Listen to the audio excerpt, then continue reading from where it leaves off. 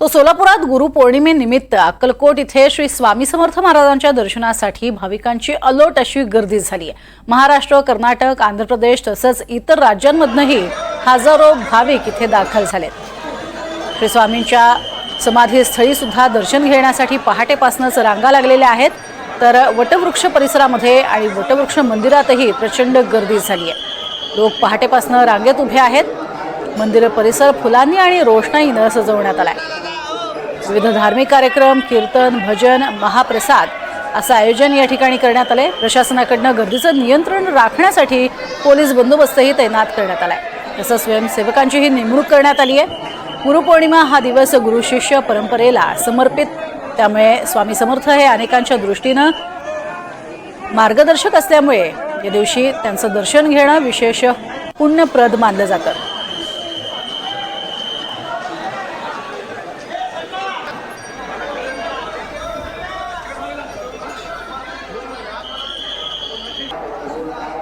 नमस्कार, श्री स्वामी समर्थ। आपल्याला सर्वांना माहीतच आहे की लाखो भक्तांचं श्रद्धास्थान असलेलं हे श्री स्वामी समर्थांचं वटवृक्ष मंदिर आहे आणि या मंदिरामध्ये सालाबादप्रमाणे यंदाही मोठ्या उत्साहात गुरुपौर्णिमा साजरी होत असते आणि यामध्ये यावर्षी असा बदल करण्यात आलेला आहे की मंदिर 24 तासापैकी 22 तास खुलं करण्यात आलेलं आहे। त्यामध्ये पहाटे 2 वाजता मंदिर उघडण्यात आलेलं आहे, 4 वाजता काकड आरती झालेली आहे। काकड आरती झाल्यानंतर पुन्हा भाविकांना दर्शनासाठी मंदिर खुलं करण्यात आलेलं आहे।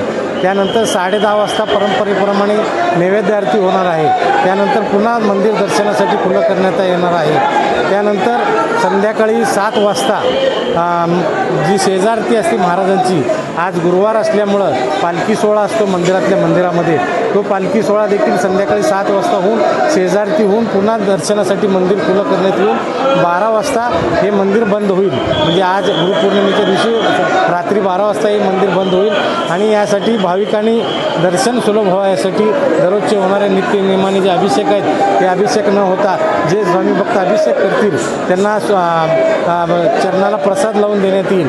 त्यानंतर ठिकठिकाणी पाण्याची सोय करण्यात आलेली आहे। पावसासाठी शामियाना उभारण्यात आलेला आहे आणि येण्यासाठी एक रांग, जाण्यासाठी एक रांग, महिलांसाठी एक रांग करण्यात आलेली आहे, पुरुषांसाठी दर्शनाची वेगळी व्यवस्था करण्यात आलेली आहे। अशा पद्धतीने मंदिर समितीने विविध सोयीसुविधा स्वामी भक्तांसाठी केलेल्या आहेत आणि सर्व स्वामी भक्तांना भक्तनिवास देवस्थानच्या भक्तनिवास येतं 12 ते 3 या वेळेमध्ये भोजन प्रसादाची देखील सोय करण्यात आलेली आहे। तरी या सर्व स्वामी सेवेचा लाभ सर्व स्वामी भक्तांनी घेऊन आपलं जीवन कृतार्थ करून घ्यावं। श्री स्वामी समर्थ।